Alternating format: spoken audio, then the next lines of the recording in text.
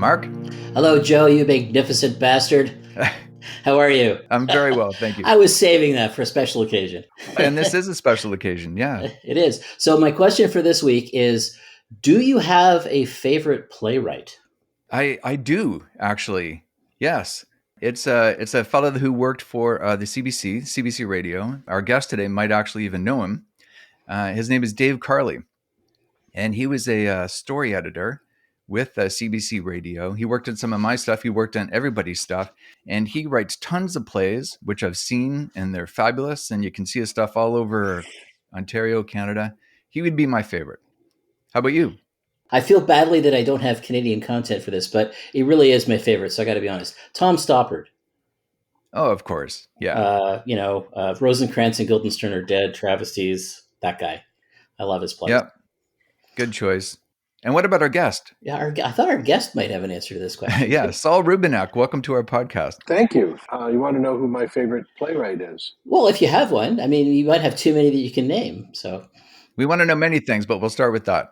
I would say that my favorite playwright, I just want to make sure I pronounce this correctly, would be Edward de Vere. He was the 17th Earl of Oxford, and he wrote these wonderful plays that you may have seen, including Hamlet, King Lear, Measure for Measure, a number of plays. He's otherwise known by the Shakespeare industrial complex as an illiterate cotton merchant by the name of William Shakespeare, who could barely sign his own name, who nobody came to his funeral, and whose children weren't taught to read and write. But Edward de Vere, yeah, I think his plays are wonderful. And your people who are listening can say, what is he involved in? But I've done a lot of research on this. There are many people who, doubt. Certainly there's a lot of reasonable doubt about whether or not somebody called William Shakespeare wrote any of this shit. A lot of reasonable doubt. The trouble is that billions of dollars are being made, on Shakespeare's name. And so whereas there are master's degree and PhDs that in many universities that have to do with authorship, whether or not it's a paintings authorship or a novels authorship, and you can get a doctorate in this category.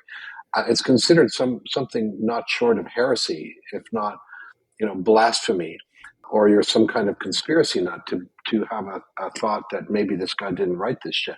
But there is a preponderance of evidence that certainly shows reasonable doubt. And Edward de Vere is, since the beginning of the 20th century anyway, was one of the most likely candidates. So he's, my favorite playwright. Okay, so not Francis Bacon then. Well, there's a lot of reasons for it. People thought it was, if you really investigated this, and you don't want to take up our time talking about Shakespeare and whether or not he wrote this stuff, but there are other candidates, and there have been over the last 150, 200 years. But Bacon, there is some evidence, but very little.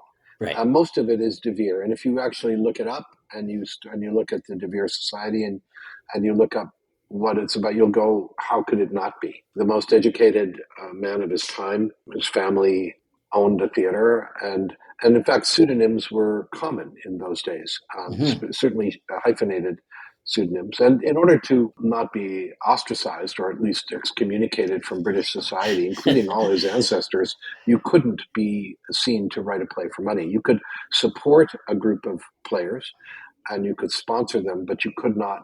It was probably a well-known fact that he, had written them as plausible deniability. But if you think about it, the truth is that there were, I don't know if you're aware of this, the population of London was a little less than the population of Ottawa when I was growing up there. So it was less than 200,000 people, of which maybe 200 of them, if that, maybe 250 of them could read and write. You're dealing with that particular same way. So that's interesting. You guys can look that up and to your heart's content. So you're not being the least bit tongue-in-cheek about this. No. This is something that you subscribe to. I subscribe to reasonable doubt. I certainly subscribe to reasonable doubt. And over the last few years, when this thought, occurred to me, and I read other people, including Mark Rylance, probably the most famous of all actors doing Shakespeare today, and his doubts about this and what he's written about it, and other books about it. And then I went into a really interesting deep dive and spoke to many people including some of the most prominent scholars. And then I realized, of course, it's doubtful that Shakespeare wrote any of this stuff. And what you're dealing with is a mammoth complex of money that is hilariously incapable of accepting any reasonable doubt in this area, which is ridiculous. Of course, there's reasonable doubt, but their defensiveness speaks volumes about this. Even some of the most renowned academics in this area, their defensiveness, because their reputations have been made about this. If you look at any life of Shakespeare, of course, it's filled with we imagine or we surmise or what could have been. They don't know anything about this guy's life except that he signed his name 3 times badly, that he had a statue of himself built in Stratford, which was originally cotton merchant, but later on in the 18th century, when he was considered to be a playwright, they changed it for pen and quill. That nobody came to his funeral when everybody else, huge playwrights, much less renowned than his works, the entire town came out for. He was unsung. And there's a lot of evidence that it was other people, if not a group of other people, and probably more than one, because people did that kind of thing. Anyway, let's stop this. Because Mark, did you expect this answer? I so love this answer because my degree was my undergrad degree was in theater, so I'm like, I love this because Christopher Marlowe was always kicked around as another possible candidate as well. Well, Marlowe was way too young to do this, and he died in 1593-ish, and probably murdered because of his heresy, and because he actually said out loud that he was an atheist, plus the fact that he was gay openly, and he was murdered killed under very suspicious circumstances. Very unlikely that it was Marlowe. It's a very fascinating subject. I'm really interested in it. I'm going to be doing a version of Shylock in Toronto a year from now, which I can't talk too much about because it hasn't been officially announced. I'm not really doing Merchant of Venice, but it's a one-man show about Shylock. And so I've investigated who wrote that and why it was written. Edward de Vere lived in Venice. There's no record of Shakespeare ever having left England. But de Vere lived in Venice, right next to the ghetto when he was 25 years old, and knew the character that it was based on. Shylock was based on. Gaspar Ribeiro, who was a very, very well-known convert to Christianity after a famous trial. Probably that story never made it across to England, but certainly de Vere would have known about it, along with the fact that he was, highly educated and could read Latin and Greek and French and Hebrew. They believe it's snobbery that those of us who think that it is unlikely to have been this guy Shakespeare isn't, because they say, well, we are snobs because we don't believe genius can come out of the common people. Of course, genius comes out of common people, but you can't do it without education. You can have the potential for creating this work, but unless you're educated, you're not going to get anywhere no matter what kind of potential genius you are. So it's not snobbery. Of course, many of the people who believe this come from very humble backgrounds, these academics and actors and different quite renowned people, including Mark Twain and Orson Welles and many people in the past who doubted the veracity of Shakespeare having written this stuff. But it's a fascinating thing because we need to talk about, why does it matter? Why does it matter? You go see a play or you go see a movie, you really need to know the background of the author, or why does it matter if you either like it or it matters to you or not? Well, it does matter. It does matter when you know about the life of Mozart and you know what he went through as a child prodigy and what his father put him through. It does matter.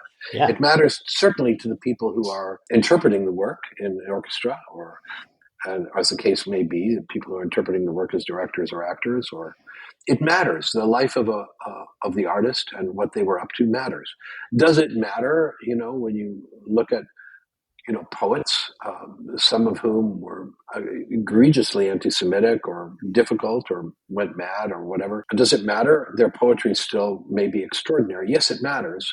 Not so that we can cancel them or say they're not worth it, but it's important to understand what human beings have created and why they've created it as part of the human experience. And it's why there are degrees in this and why people study it. So it matters to me. I've read the life of Edward de Vere. It matches very much what those plays are about in terms of his life. And it's fascinating, of course, all of his life is fascinating, including the eventual publishing in 1621 of most of his plays, oddly published by de Vere's daughter, who had, for some reason, had them. And Is that where the folio came from? I didn't know that. Where all those folios in 1621 after his Yeah. death, it was de Vere's daughter who had them and published them. Probably because there was rumor that there might be a Catholic king. There wasn't, but there might have been. Mm-hmm. And if his plays were discovered, they would have been destroyed because they were so anti-Catholic, as you know. And or so, geared away from Catholicism in order to, survive. Otherwise, they would have been banned by an Elizabethan court. Mm-hmm. Okay, now we need to talk about whether Harper Lee wrote To Kill a Mockingbird or was it Truman Capote? But do you know that Harper Lee's book is... Well, anyway, that's a whole other... You wanted to know what I wanted to talk about. What do you want to talk about? I mean, you're off to a great start. Yes. Well, this is controversial. In 2020, 6 months before the invasion by Russia, I was in Ukraine. I was offered the opportunity to play a role in a film that it was going to be a black and white film. It was going to be a single shot film. The whole film looks like it's a single shot. It's one day in the life of a village, a little Jewish village in 1941 in Ukraine, bordering Russia. And the film's called Shttl, Shtttl. It was the winner a year ago of the Rome Film Festival Audience Award. And it played at the Jewish Film Festival in Toronto last June, in New York Film Festival at Lincoln Center, and many festivals around the world. It's going to be opening in Toronto and Los Angeles and New York, I think, in February. This is what I look like in this film. Oh my God! So I play a Hasidic rabbi of this little village. Shtetl is the Yiddish word for village. So I'm very happy about that. But it also coincided with something else that was going on in my life that I could talk about. You asked me to talk about one of my projects. So many years ago, I'm the child of Holocaust survivors. My parents survived together, hidden for 2.5 years by Polish farmers. And in 1986, together in co-production with the CBC, I went to Poland with a small 3-4-person crew. And it was still communist Poland. And we shot a documentary film, less than an hour long, called So Many Miracles. And that film is about the reunion with my parents and the Polish farmers that had hidden them 40 years earlier. And I wrote a book around that time that was published by Penguin called So Many Miracles, which was a result of almost 10 years of interviews that I'd had with my parents about their lives before, during, and after the war. And I did all that before my parents passed, my dad in 96 and my mom in 2000. And about 5 years ago, 4 or 5 years ago, a very good friend of mine, a playwright, Emmy Award-winning writer who I'd known for 25 years, said to me, "I don't think you're done with this subject." And after cursing him for a while, I said, "I've done this documentary film. I wrote a book." And he said, "Well, you've talked about everybody but yourself. You're also your daughter. There's a whole issue about when you introduced this subject of genocide and what happened to her, that side of her family, because the other side of my wife's family is all Celtic, Scottish, Irish. But to bring up genocide and what happened in the Holocaust, you and your wife decided to wait till she was 13. You introduced the subject to a classroom, at which point, right around then, you discovered that her best friend in her elementary school was the great-granddaughter of an SS captain." Wow. And so the idea of introducing a subject like this to the school at that time, the documentary film, which is not filled with horrific stuff because it's not about a concentration camp. It's about, how people were very brave and saved my parents' life, these Polish Catholic farmers who were. So it was a way to introduce, with the schools and the parents' cooperation, children to this subject, because they felt that at the age of 13, children can begin to contextualize their own experience with consequences and begin to place themselves in history and begin to understand the subject, as difficult as that. And I didn't want to do it at first because I didn't like the idea in those days of, so to speak, Holocaust education. Not because I didn't believe the world should know about what happened to my people in Eastern Europe, but because I felt it's possible that it could exclusivize the experience, in the sense that I wanted to relate it to all of human experience and other Holocausts, whether it was to the Métis or Native people, or the Black experience, or Armenians, or Rwandans, or whatever the experience. We've barely gone a day in the life of human history without some form of genocide. So the school agreed to do this as part of a way of inspiring the students, 13, 14 years old, to investigate their own personal history, and then in a week or so share that experience with the class. Well, we were knocked for a loop when we found out my daughter's best friend was the great-granddaughter of an SS officer. How are you going to do that if her mother had never told her?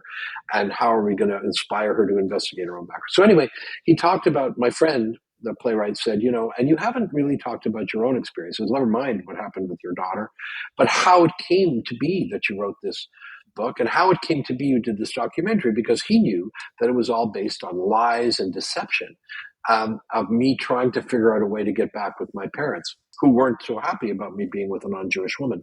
And so I lied about there being a documentary. I lied about there being a book, and there was no book and there was no documentary. I mean, I lied about everything.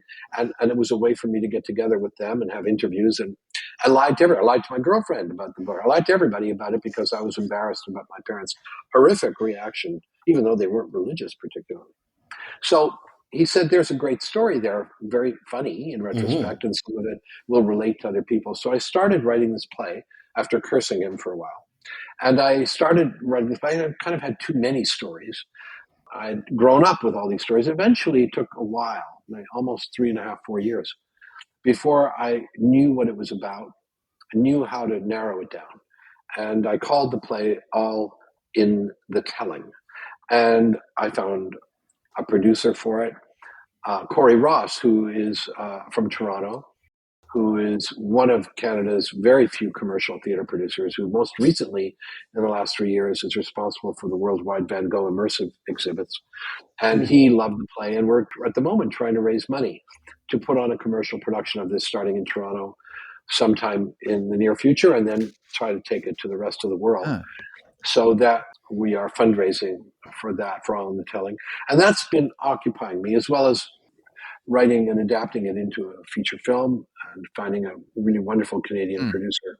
Okay, I'm gonna stop you there if I can, because I want to unpack some of this, because you kind of raced through some of that, much of which was very intriguing. Like the business about talking to your parents, manufacturing a story about a book and a documentary. I thought there really was a book and a documentary. Yeah, it all happened.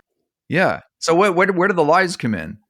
Well, the lies started because I couldn't get along with my parents, and I was embarrassed to tell my girlfriend and my friends in the theater community that my parents' reaction was biblical about me living with a non-Jewish woman. And so I lied to my girlfriend, saying that they were fine about it. And I, in order to figure out a way to get back to my parents and have some relationship to them, they were living in Ottawa, I was in Toronto as a young actor, I said that there was a book that I was starting to get known in television in the late 70s in Toronto. And I said, people are interested in me writing a book about their wartime experiences. And they kind of were like, well, they're already told the story of the Diary of Anne Frank. And I said, well, this is not that. And I said, well, who is the publisher? And I just looked at the nearest bookshelf and said Penguin, and that's a big publisher. What my parents couldn't really deny me anything, even though I was minorly and informally excommunicated from the family. Not really, but I couldn't call without weeping and my father hanging up on me.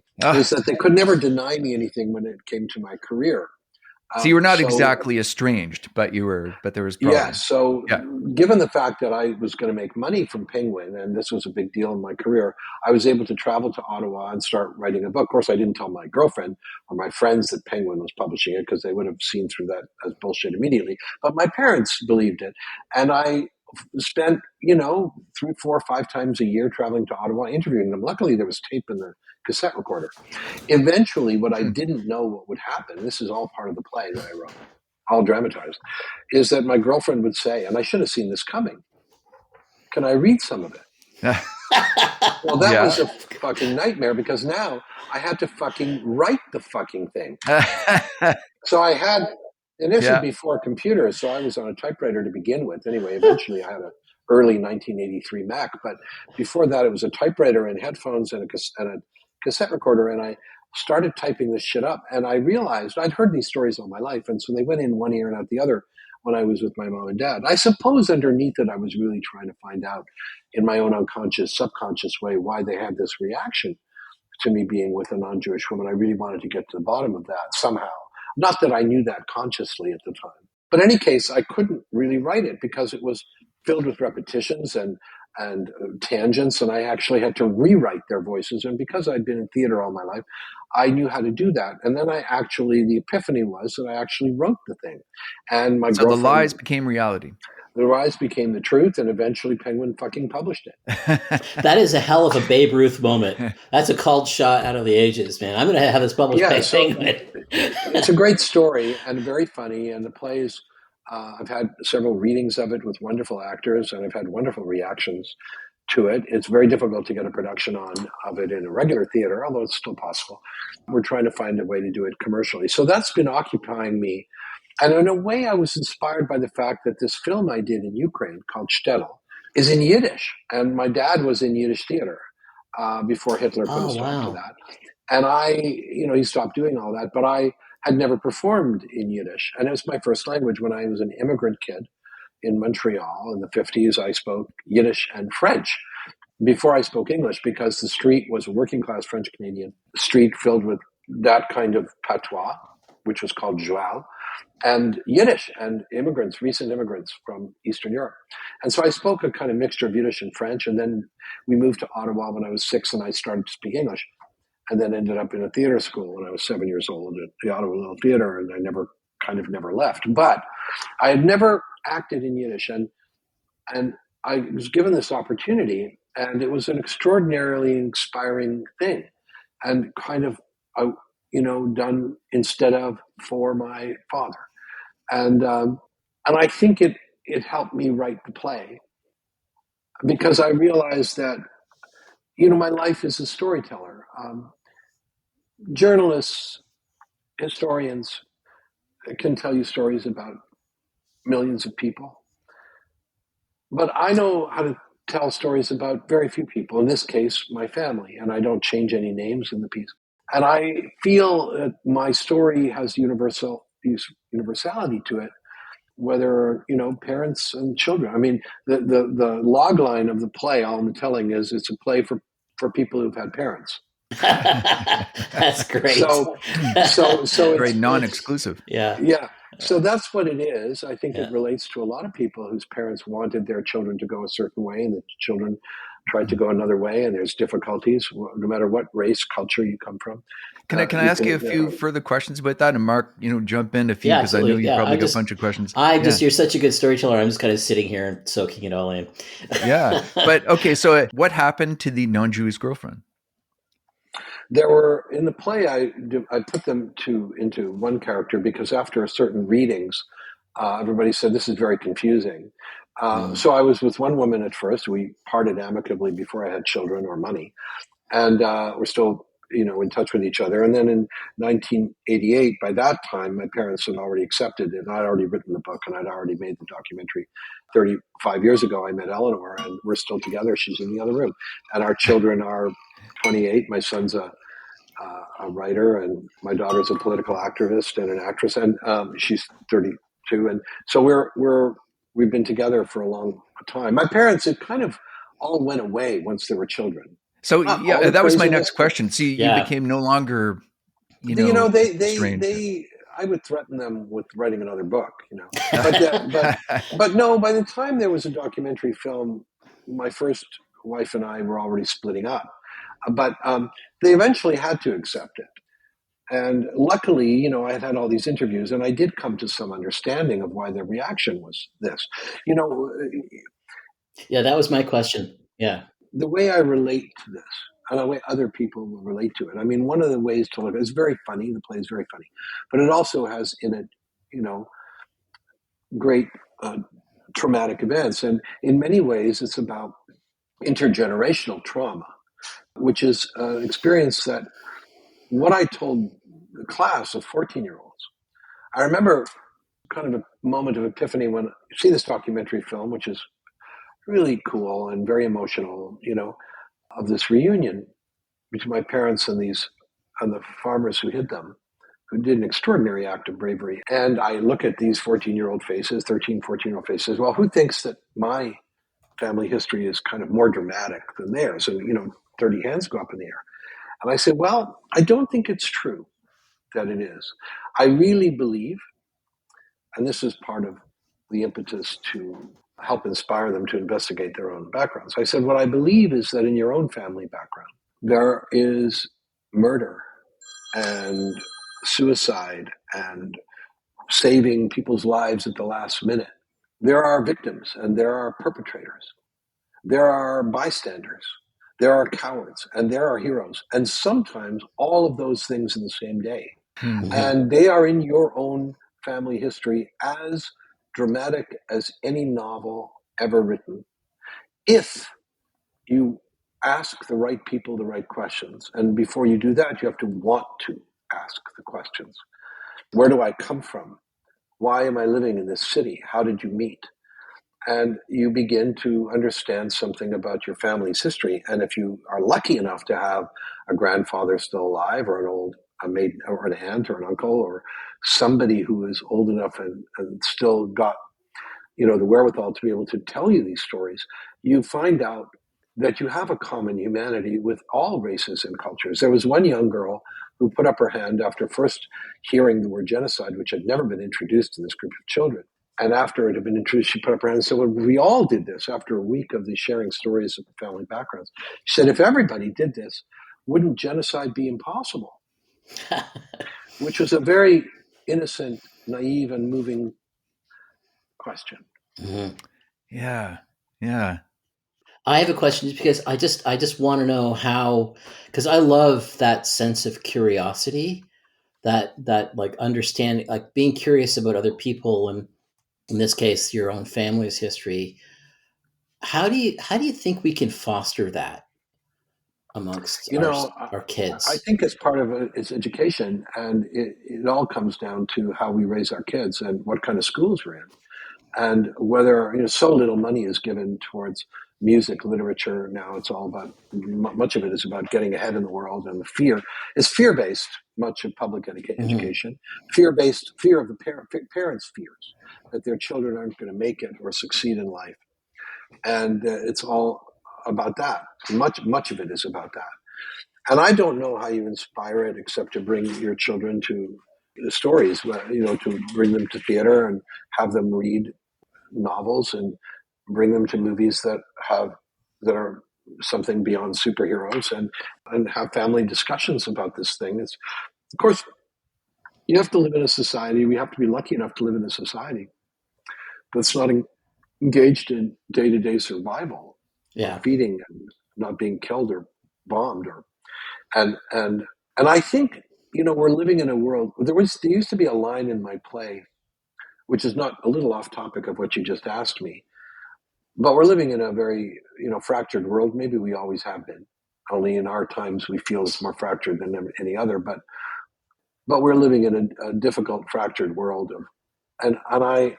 There used to be a line to play. I took it out because it was a bit too on the nose, and it was, if you believe that your Holocaust is more profound than anybody else's, then it might give you a reason to drive a plane into a building. Mm-hmm.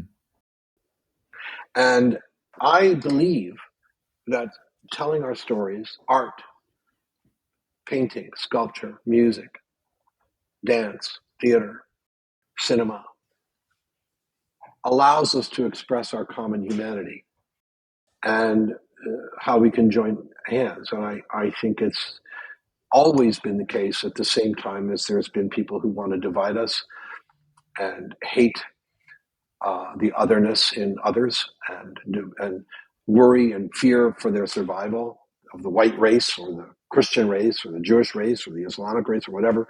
The fear brings this violence.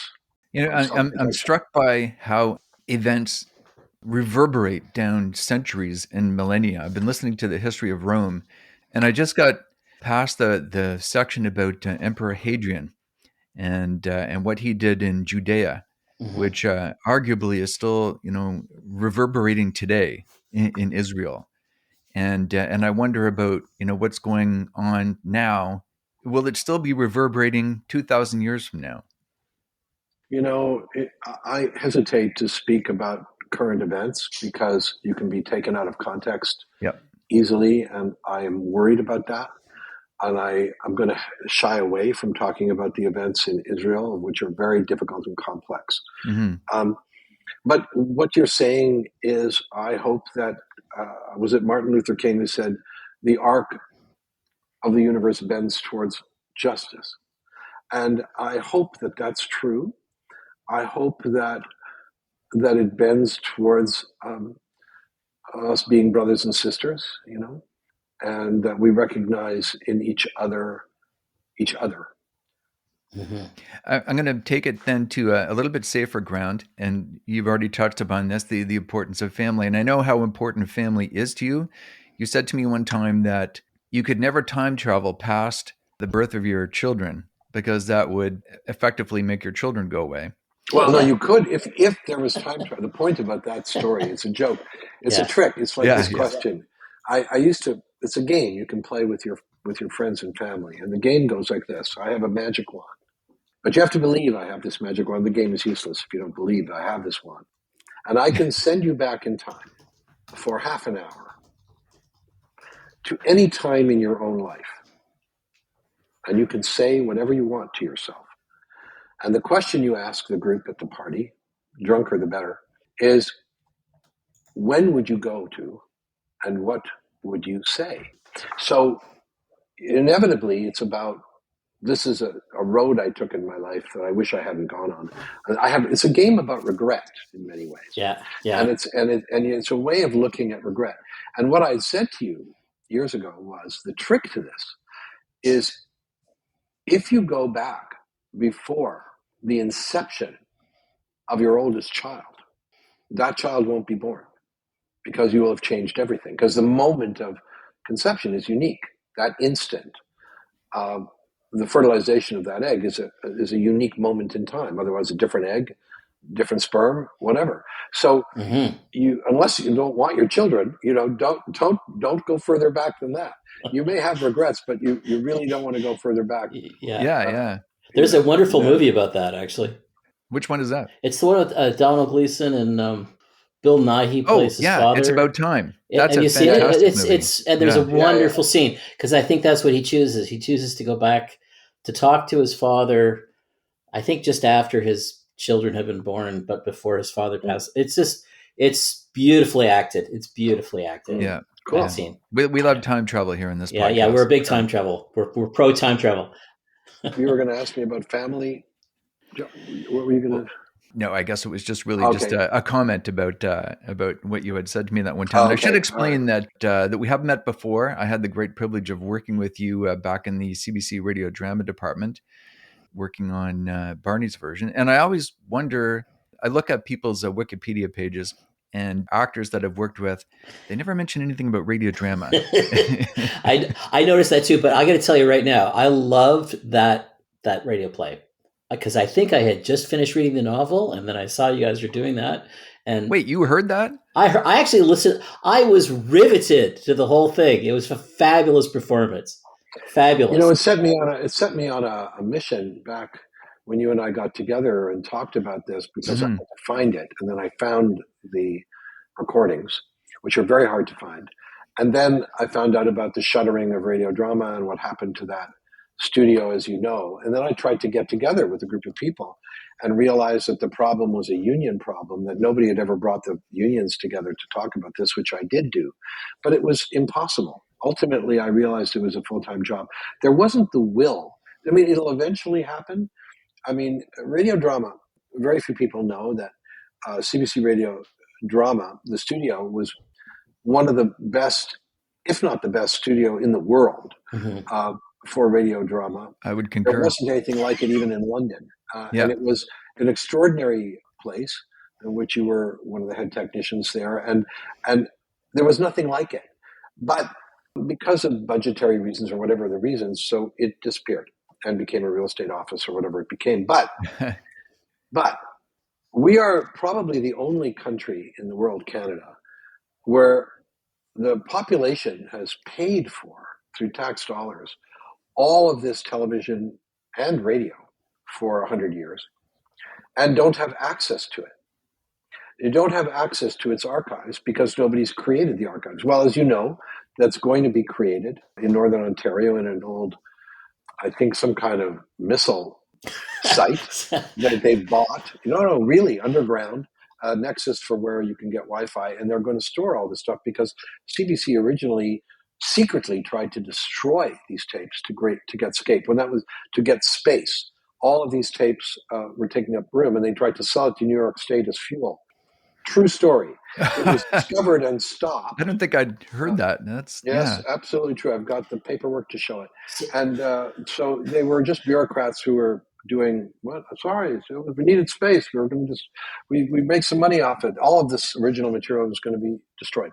So then they went into the process of digitizing this stuff, both television and radio drama. The problem is that there isn't a place for it yet. And ultimately, it should have free access. People should have, the population of the country should have free access to what they paid for 100 years. The project you were talking about is bringing all the old radio plays to light that nobody can. We've had so many great actors and so much money spent on all this, and like you said, nobody can. Yes, and women played a huge role in it, unsung.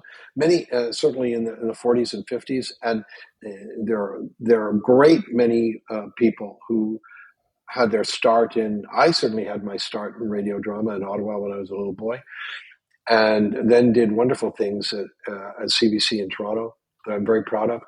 But now it's called, live podcasts or scripted podcasts. And they would be able to sell them everywhere if they made them. And then it could be the basis of somebody says, I want to buy the rights to it and make a movie or a TV series out of this. It's a great idea. But Canada is backward. In all the Western countries in the world, we are unique, embarrassingly unique, in that we do not have access to our own culture in French or English about what has been created. That is not to say it's been destroyed. There are groups that are preserving it, and somebody will eventually get it together to create a website modeled maybe on the BBC's wonderful website where you can access the archive of radio plays, and it's a rolling itinerary of work. You can different curators. They bring in guest curators, famous people, famous artists to curate for that month their shows, and you can access different things. And underneath, you can access who the cast was and their biographies, and you can learn about the writers and directors and the cast of these shows. And it's a great resource for the culture of the UK and their shows. And we have a very similar, rich cultural heritage of stuff. And I know you tried valiantly to make it happen, and you're not saying it's impossible, but it is a full-time job. There are people still doing it. I had to back off it because it became too difficult to organize for me. But there are people who are doing it and who are involved. There's fundraising, and they have a space for it. It's being digitized eventually once it's in one place. I mean, I think it'll happen. Yeah. But you are really part of that world, and it's and you've written about it extensively, and you've written a book about it, which is really cool. And I think that it'll eventually happen. I hope it happens, in my lifetime, that people start to have access to this material. Yeah. Yeah. Wow. Yeah. Okay. I have to ask you. You mentioned me writing about that, and of course, I wrote about you in that book. One of the things I talk about is how impressed I was, and this is the flattery portion of the podcast, by the way. I talk about how impressed I was with your work, which Mark has heard on Barney's version, because I mean, I worked in that department for over a decade, and we had a lot of actors come through, and many of them were top notch and fantastic. But there was 2 or 3 that stood out, and you were definitely one of them. And I wanted to ask you, because I speculate in the book, how you achieve that level of performance. How do you? I don't approach things trying to reach a level of performance. If I did, I would be too intimidated, I think, saying, okay, I've got to be great in this, I think all that happened was that I had known Mordecai Richler as a young actor doing a couple of projects that were adapted from his work. And I'd read it extensively, and I knew this material. And then I was really thrilled with the fact that we weren't going to be standing around a microphone, turning pages, that we were going to spend a whole week doing the novel in an adaptation. So it was I knew that it was being almost filmed, because that studio, to people who don't know it, was massive. And if you were on a bed in the scene, you were on a bed in the scene. A microphone could follow you. If you were going up concrete steps, you went up concrete steps. If you were in a kitchen, we had a kitchen. If you were outside, we had a dead room, which means that it had no echo. So really, you could record it as if you were outside. If you wanted to be in a car, you could be in a car. And so you were actually performing it as if you were shooting it. And that gave a certain life to it. And then it was like I did every other role that I've ever approached, which was I collaborated with the director, producer, Gregory J. Sinclair. Yeah. Yeah, wonderful. Who was really great and a great writer and a great adapter of this, whose name was Howard Wiseman, I believe. Howard Wiseman. Yeah. And so I worked with them, and I had certain requirements. I needed a certain setup for myself when I was doing the monologues. And I had, I remember you had told me that you thought I was a bit of a prima donna at first because of. Yeah, I wasn't really. I was afraid that you would be, but you very obviously were not. No, yeah. I just wanted to collaborate. I wanted to set up conditions for myself. It was a very difficult role that had to be done in a week and cover an entire novel. And the guy monologue of a character is an alcoholic and has dementia as he's trying to write his memoirs. So he has trouble remembering things. And that's part of the humor of what Mordecai had written. And so I didn't set out to do anything great. I just set out to be accurate and to pay respect to the character that was written and try to inhabit it as best I knew how, which means, collaborating with the other artists and wonderful actors I was working with, and to make sure that technically I had what I needed, that's all. Yeah. Yeah. That's a great. I climbed a tree. It's one tree at a time. It's not looking at a forest. Yeah, so a combination of natural ability and experience and the environment, and you really were working with one of the best directors, Gregory J. Sinclair, who completely exploited Studio 212. And properly. I gotta compliment you here, Joe, because that chapter of your book really describes the set so well. Like, it describes that studio and what made that studio so special. I am still pissed off. Everybody at the CBC knows how pissed off I am about them shutting down radio drama and shuttering that studio. Yeah. Well, it's an egregious act. It was an egregious act, but they couldn't afford it, or at least they wouldn't afford it. Better said than couldn't. Given the fact that it was state of the art, that people from all over the world should have gone there to study how radio drama should be done, and that we would have been world class at the time. And now, the only difference is that I would say the only technology that's changed, aside from the size of microphones and the kind of mixing units that are smaller now and maybe a bit more accurate, is that you can go on location now more easily than you could have then. And actually, and we certainly did back in that day, with people like Bill Lane. I recorded on location with Bill in Montreal many times. Yeah. And so all of that is. I hope to be positive about it because, people are still doing scripted work. They're calling it something else, scripted podcasts or whatever, and they're very popular. Well, I know they do that in LA. Do you do any of that work? I have done a little bit of it. I know Greg is doing that in Toronto, I think. Yes, he is. Scripted podcasts. And mind you, none of us have that studio to work in. I mean, it only could be done with tax money. It can't be done on a commercial level. It would have to be done that way. And also, we forget, CBC Radio was commercial free, which is what the television should have been.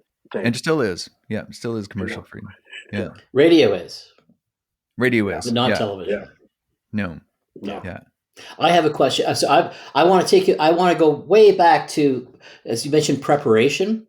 And I'm a London, Ontario boy. So I want to ask you about Stratford, because I know you spent some time there. And what was Stratford for you? Because obviously you love the canon of Shakespeare. I crashed the auditions when I was 20 years old, and there was nowhere else to go. And I somehow got in to the company, but I left very quickly. I got my kind of university education on the works of Shakespeare and other Renaissance writers like Johnson and other people, and by being among those wonderful actors and directors, but I didn't get really to play any roles. I was too young. And I could see the writing on the wall for me that I wasn't built for what they were looking for. And right at that time, which was 69, when I was turning 21, my friends were starting these theaters in Toronto, like Theatre Passe Muraille out of Rochdale College, and you could work for $20 a week. And I threw out the idea of making $100, $200 a week, which full time as an actor, to my parents' chagrin, and went and worked with these so-called hippies in this the unwashed world of alternative theater, because it was the beginning.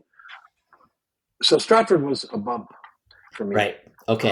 And a place I needed to get away from, because what was really amazing about those days wasn't Stratford. What was amazing about those days was the Trudeau government had initiated opportunities for youth grants and local initiative program grants, LIP grants, OFY grants, that allowed and began to build cultural centers in Winnipeg and in Ottawa and in different cities across the country. And we campaigned for those things to be built only if they were also going to commission Canadian writers. But there were no English Canadian writers, almost none. They were an anomaly. And so it was my generation that was first writing plays in English and about people who were living in those cities, because our theater was, for the most part, imported from England and the United States. Yeah.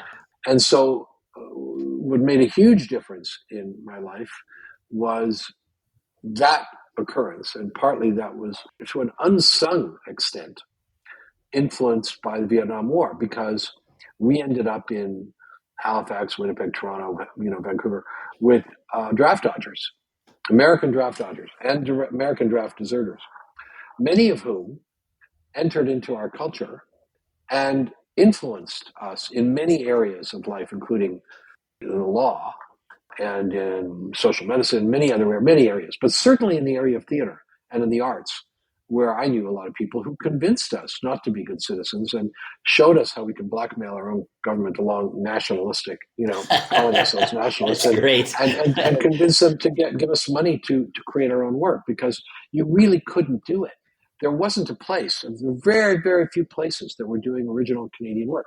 They were ahead of us in French Canada. Yeah. By almost a decade, not much more than a decade for original French Canadian work, but they were ahead of us. But in English Canada, we didn't have it till the beginning of the 70s, and then it all, just when I was starting to be in my 20s, very luckily, this was where my life began. And I don't think it would have been the same if I'd somehow stayed in Stratford. I don't think. I know it wouldn't have been the same. I would have had a different life. Stratford had its own value and its own beauty and its own cultural significance, but it wasn't for me. My life went in this other area because of what was happening in the theater communities, and it's where I first learned the value of being part of a creative community. But Theatre Passe Muraille is so influential in Canadian theater. I mean, that must have been so exciting. But it must have been so exciting to be there. Or am I just projecting? It was an audience of 10 people. Okay.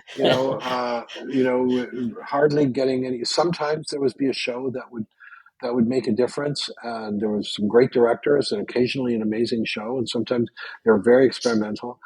Run by Jim Gerard first, and then by Martin Kinch, but basically Paul Thompson is the one who really put it on the map, and with shows like the Farm Show that went all over the country, and those were the shows that really put the place on the map, and it's now one of the most important theaters in the country, of course.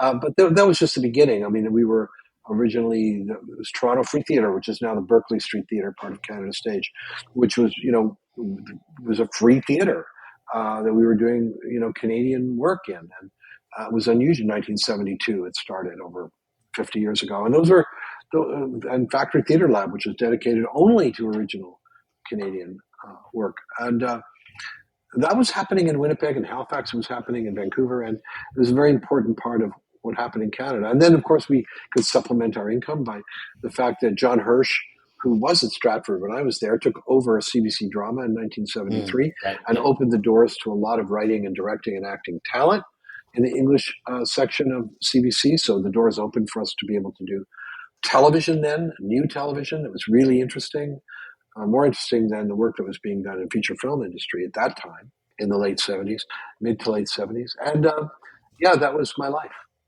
Listen, I'm happy to have spent this time with you, but we have a family dinner. Oh yeah, yeah. I'm gonna have to go. We've spent almost an hour here, but and thanks for taking all that time. Thank you so much for your time. It's been wonderful. Thank you very much.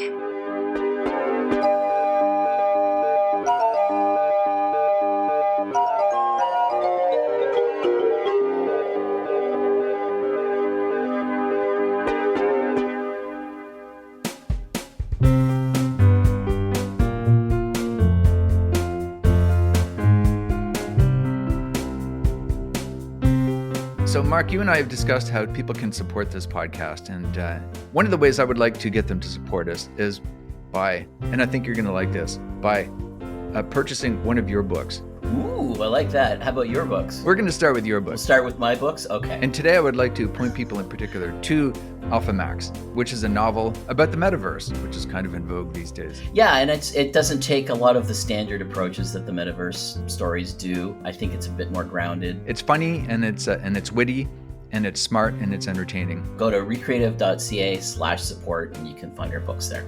Alpha Max by Mark A. Rayner.